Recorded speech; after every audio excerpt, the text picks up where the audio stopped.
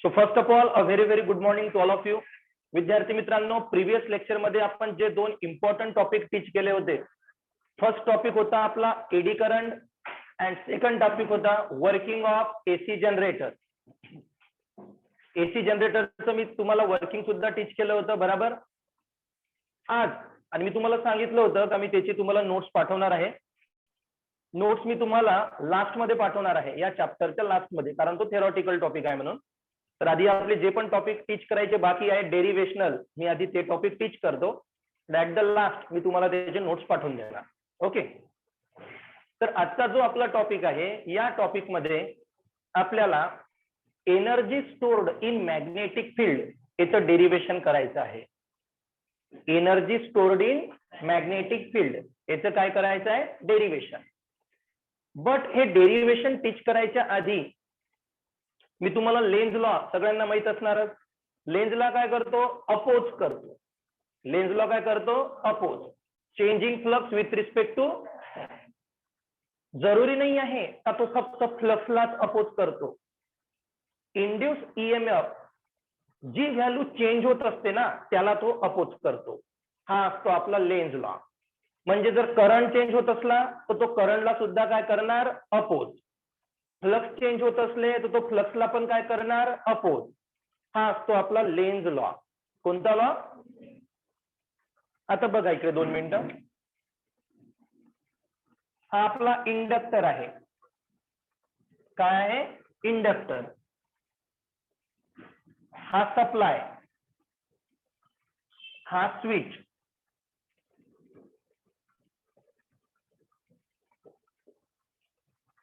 आता मला सांगा, या डायग्राम मध्ये मी हा जो सप्लाय डिनोट केला आहे यासोबत मी रेव्होस्टॅट कनेक्ट केला आहे का?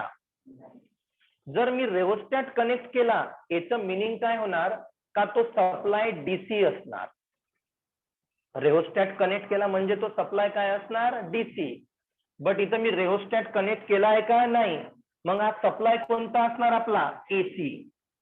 कोणता सप्लाय असणार, डीसी सप्लायला आपल्याला चेंज करावं लागते बाय युजिंग रेव्होस्टॅट. जर आपला सप्लाय एसी असला तर आपल्याला करंट चेंज करायची गरज आहे का, नाही. It will be automatically change with respect to time. AC supply automatically काय होतात, चेंज होतो विथ रिस्पेक्ट टू टाइम. जर इथं मी बॅटरी कनेक्ट केली असती, काय कनेक्ट केली असती, बॅटरी, तर मला इथे बाजूलाच काय कनेक्ट करावा लागला असता, रेव्होस्टॅट. कारण बॅटरीने कॉन्स्टंट करंट फ्लो केला असता. बॅटरीने जो करंट फ्लो केला असता तो काय राहिला असता, कॉन्स्टंट. मग बाय युजिंग रेव्होस्टॅट मी त्या करंटला काय केलं असतं, चेंज. बॅटरीने करंट कोणता फ्लो केला असता, कॉन्स्टंट. मग मी कोणाचा यूज केला असता, रेव्होस्टॅटचा. रेव्होस्टॅटचा यूज करून त्या करंटला काय केलं असतं, चेंज. जेव्हा करंट चेंज झाला असता तेव्हाच फ्लक्स काय झाले असते, प्रोड्यूस. आणि या इंडक्टर मध्ये, या इंडक्टर मध्ये ईएमएफ काय झाला असता, इंड्यूस. बट आता इथे मी रेव्होस्टॅट यूज केला आहे का, नाही. बॅटरी यूज केली आहे का, नाही. मी फक्त सप्लाय कनेक्ट केला आहे. काय कनेक्ट केला आहे, supply. And because of this supply current is change with respect to time. Current is change with respect to, मला रेव्होस्टॅट कनेक्ट करायची गरज नाही. Because of AC supply. Because of, आणि जर सप्लाय डीसी असला तर रेव्होस्टॅट कनेक्ट करावाच लागतो, कारण करंटला आपण काय करू मग, चेंज. हा inductor.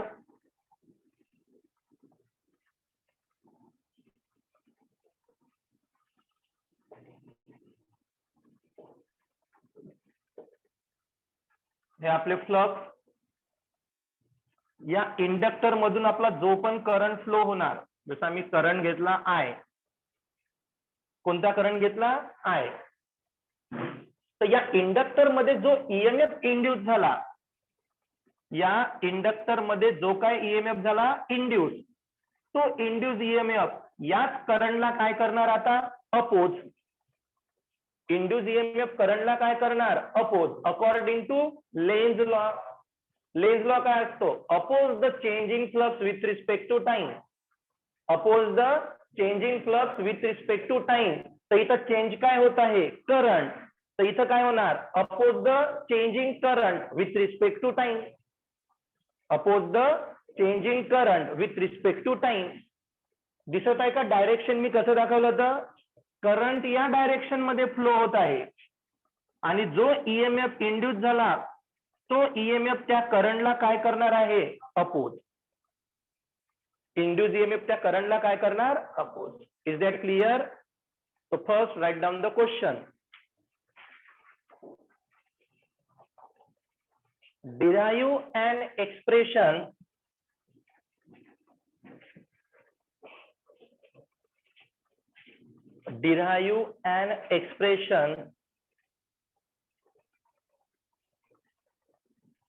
for energy. Derive an expression for energy stored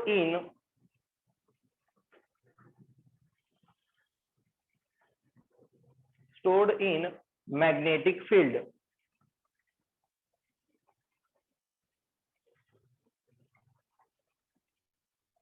And draw this diagram fast.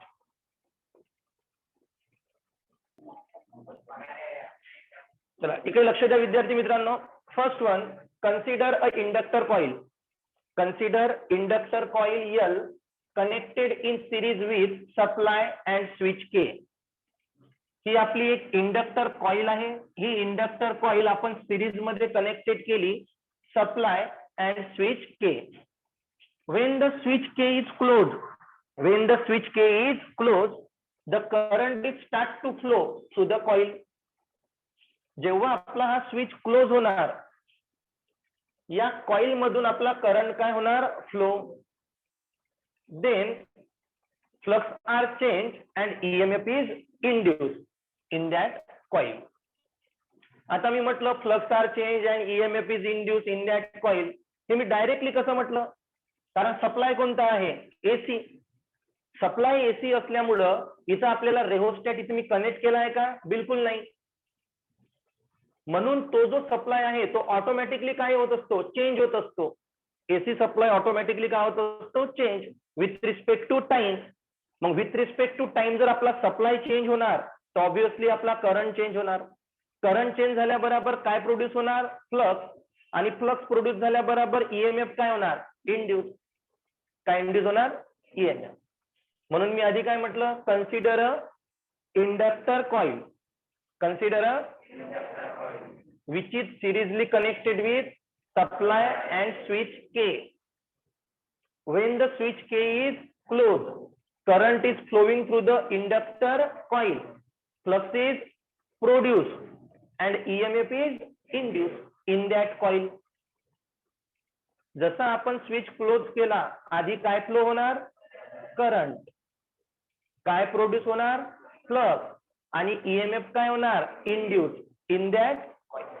This induce EMF दिसत आहे का आता.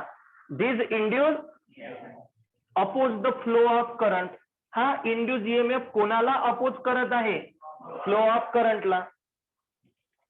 This induce EMF oppose the flow of current and it can be written as किंवा it can be represented by E equal to oppose म्हटलंय ना oppose the काय flow of current म्हणून sign कोणती येईल मायनस. ईएमएफ कुठं induce झाला inductor coil L. कोणाला अपोज करत आहे तो flow of current with respect to time. कोणाला अपोज करत आहे flow of current with respect to time. हाच असतो आपला लेन्झ लॉ. तर ई इक्वल टू काय येणार minus L D I by D T. Equal to काय आलं minus L D I by D T. EMF कुठे इंड्यूस झाला इंडक्टर कॉइल एल मध्ये. ईएमएफ कुठे इंड्यूस झाला इंडक्टर कॉइल एल मध्ये. इथे ईएमएफ इंड्यूस झाल्याबरोबर तो काय करत आहे, अपोज. कोणाला oppose? Flow of current with respect to. Is that clear? Write down fast. And inductor coil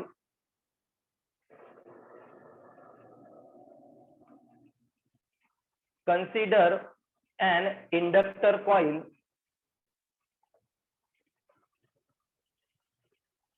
which is seriously connected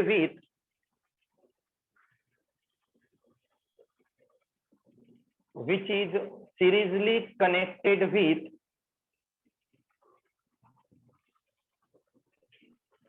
supply and switch K. Supply and switch K. Next point. When the switch K is closed,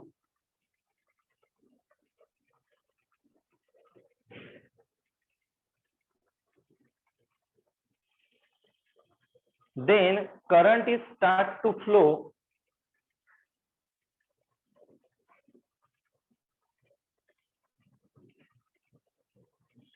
through inductor coil. Current is start to flow through inductor coil.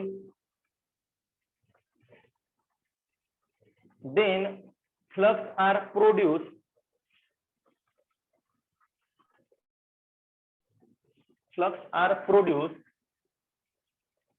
And EMF is induced in that coil.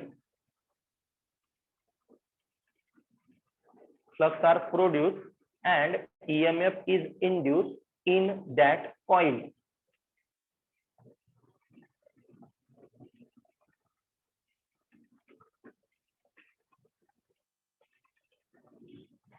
Next point. This induced EMF oppose the induced EMF. Diagram मध्ये हा arrow एकदम clearly draw करायचा ताकि oppose हा show करणार. This induced EMF oppose the flow of current through inductor coil. Flow of current through inductor coil and which is given by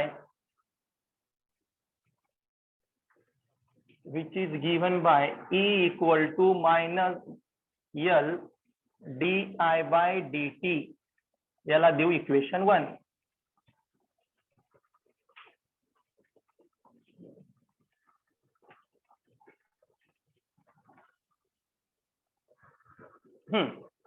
आता लक्ष द्या. ईएमएफ इंड्यूस झाला. ईएमएफ काय झाला? आता due to this induce EMF induce झाल्याबरोबर आपलं small work done होणार. कोणतं वर्क डन होणार? स्मॉल वर्क डन होणार. पण वर्क केव्हा डन होणार? In moving of charge against the EMF. Diagram मध्ये मी दाखवला आहे ना, करंट हा कोणाच्या अगेन्स्ट मध्ये फ्लो होत आहे? ईएमएफच्या. डायग्राम मध्ये पहा ना, शो केलाय ना मी. करंट कोणाच्या अगेन्स्ट मध्ये फ्लो होत आहे? ईएमएफच्या. करंटचं डायरेक्शन या साईडला आहे, ईएमएफ या साईडला आहे. Yes or no? तर आपलं वर्क केव्हा डन होणार? In moving of charge. Moving of charge म्हणजेच कोणाची definition? What is the definition of current? Flow of charge. अरे करंटची डेफिनेशन काय आहे? Flow of charge. मग फ्लो ऑफ चार्ज आणि मुव्हिंग ऑफ चार्ज एकच आहे ना, का डिफरंट आहे? करंटची डेफिनेशन फ्लो ऑफ चार्ज आणि मी काय म्हणत आहो? Moving of charge. काय म्हणत आहो मी? म्हणजे ते एकच झालं. The small work is done. बोला माझ्यासोबत. In moving of charge in against the EMF. The small work is done in moving of charge against the by change in time. By time constant राहणार आहे का? नाही. तर आपलं जे small work done होणार, हे वर्क डन कोणावर डिपेंड राहणार? जेव्हा आपला चार्ज मूव्ह होणार कोणाच्या अगेन्स्ट अगेन्स्ट मध्ये ईएमएफच्या अगेन्स्ट मध्ये बाय चेंज इन टाइम लिहा. Due to this induce EMF, due to this induced EMF, the small work is done.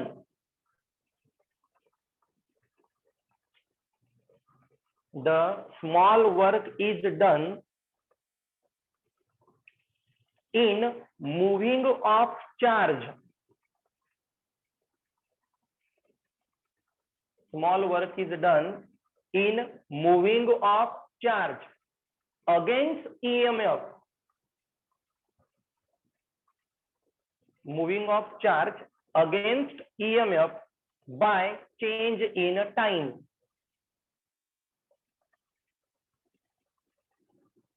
By change in time. Hence, आता बोर्ड कडे लक्ष द्या. Hence, मी स्मॉल वर्क म्हटलं, small work मी denote करत आहोत DW नी. Small work मी कशाने डिनोट करत आहोत? DW. आता पुन्हा एकदा डायलॉग चांगल्या प्रकारे लक्षात घ्या. Small work is done in moving of charge against the, in moving of charge.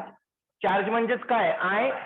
Charge म्हणजेच moving of charge against the EMF, against the by change in time. तर EI/dt. EI, small work is done in moving of charge against EMF by change in time. आता against म्हटलं म्हणून sign कोणती येणार? Minus. समजलं का? त्यानंतर E ची व्हॅल्यू इथे पुटअप करू. Minus L DI/dt I/dt. dt get, minus minus get cancel. काय राहिला? L. पहिले I लिहून घेतो आणि मग काय लिहिला मी? DI. LI/DI. हा झाला स्मॉल वर्क. काय झाला? आता आपण काय काढू? Total work. नाव total work done. So total work साठी W equal to integration of small work. मला आता टोटल वर्क काढायचं. हे आपण खूपदा यूज केलं या चॅप्टर मध्ये. टोटल काढायसाठी स्मॉलचं आपण काय करतो? इंटिग्रेशन. आता टोटल वर्क काढायचं आहे. मी स्मॉल वर्क साठी करंट कोणता घेतला? I. आता टोटल वर्क साठी मी करंट घेतो कॅपिटल I. करंट कोणता घेतला मी? Capital I. तर आपली लिमिट झाली आता 0 टेन्स टू I, म्हणजे इनिशियली करंट 0 आणि टोटल करंट कोणता आपला? I. आता इथे DW ची व्हॅल्यू पुटअप करू. 0 टेन्स टू I LI/DI. काय दिलं मी? LI/DI. अगेन L कॉन्स्टंट आहे, L ला बाहेर काढा. कारण I आहे तर इंटिग्रेशन फक्त I चं काढू शकतो आपण. L कॉन्स्टंट बाहेर, 0 टेन्स टू I. काय राहिला? I/DI. बाय युजिंग इंटिग्रेशन मध्ये हा एकच फॉर्म्युला आपला मोस्टली यूज होत आहे. x⁻n dx. कोणता फॉर्म्युला? x⁻n dx. हा इंटिग्रेशनचा फॉर्म्युला आहे. बघा dx आहे तर कोणाचं इंटिग्रेशन काढू शकतो? x. तसं di आहे तर कोणाचं इंटिग्रेशन काढता येणार? I. x⁻n असतो x⁻n+1 अपॉन n+1. का असतो? x⁻n+1 upon L. तर इथं I चा रेस टू किती आहे? 1. काय होणार? I⁻1+1 upon 1+1. समजलं का? कोणता फॉर्म्युला यूज केला मी? x⁻n. लिमिट कोणती आहे? 0 tends to I. Again L काय होणार हा आय चा स्क्वेअर अपॉन 2 लिमिट पुन्हा 0 टेन्स टू आय. आता हा 2 कॉन्स्टंट आहे तर 1/2 बाहेर येणार. 1/2 बाहेर काय राहिला एल आणखी I square 0 tends to I. पहिले पूर्ण प्रॉब्लेम मी बाय युजिंग फॉर्म्युला काय केलं सॉल्व. आणि पूर्ण प्रॉब्लेम सॉल्व झाल्यानंतर विद्यार्थी मित्रांनो ही जी लिमिट असते ना आपली ही लिमिट या व्हॅल्यू मध्ये पुटअप करावी लागते. आता लिमिट कशी पुट करायची बघा. जर एक्स स्क्वेअर 1 टेन्स टू जर 3 असणार X square 1 tends to 3 limit put करताना फॉर्म्युला असतो upper limit minus lower limit. कोणता फॉर्म्युला तर एक्स मध्ये आधी अप्पर लिमिट येणार तर एक्स मध्ये जर मी 3 पुट केला तर 3 चा काय होणार स्क्वेअर. अशी लिमिट पुट करावी लागते. Upper limit minus lower limit minus किती येणार 1 चा स्क्वेअर. 3 चा स्क्वेअर 9 1 चा स्क्वेअर 1 3 मायनस 1 8. अशा प्रकारे विद्यार्थी मित्रांनो लिमिट पुट करावी लागतात. आता इथं बघा इथे आपली अप्पर लिमिट कोणती आहे I. Upper limit so half L या आयच्या ठिकाणी आधी अप्पर लिमिट काय येणार आय तर तो आयचा काय होणार square. Upper limit minus lower limit upper limit minus. आता या आय मध्येच काय पुट करू 0 तर 0 चा पण काय येणार square. So final answer half L I square. इथपर्यंत समजलं का सर्वांना. मला एक्सप्रेशन कशाचं विचारलं होतं एनर्जी. मी काय काढलं वर्क डन. त्यानंतर we know that work done equal to काय असते रे energy. We know that work done equal to काय असते एनर्जी. जेवढी आपल्यामध्ये एनर्जी असणार आपण तेवढंच वर्क डन करू शकतो. We know that work done equal to energy. तर हा जो वर्क डन आहे याला फक्त मी कशाने डिनोट करणार आहे इथे एनर्जीने. म्हणजे मी इक्वेशन मध्ये लिहिणार देअरफॉर एनर्जी इक्वल टू ते बराबर बोर्ड मध्ये क्लिअर दिसत नाही आहे. Work done equal to energy तर समजलं. चला मी या साईडला लिहून घेतो आता last step. Work done equal to काय दिलं मी एनर्जी. तर फक्त हा जो डब्ल्यू आहे त्याला आपण कशाने डिनोट करू एनर्जी. आणि फॉर्म्युला मग हाफ यल आय. हे झालं विद्यार्थी मित्रांनो आपलं डेरिवेशन. आणि या डेरिवेशनला मोस्ट IMP करून ठेवाल. थँक्यू.